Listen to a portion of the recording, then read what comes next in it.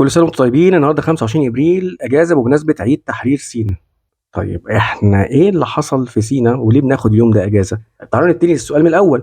ايه هي سيناء؟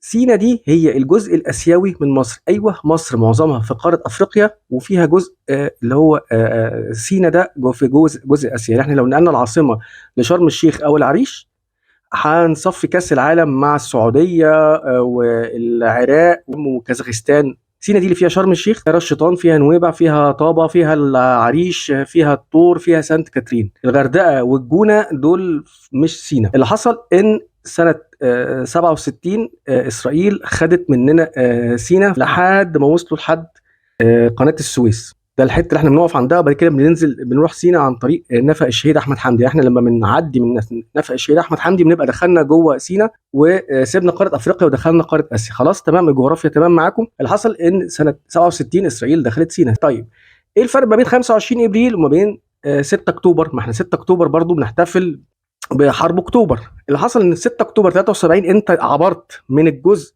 الغربي اللي هو في افريقيا ورحت سينا الجزء الشرقي. يقول لك عبرنا، فانت عبرت قناه السويس، ما كانش فيه النفق، عبرت من فوق.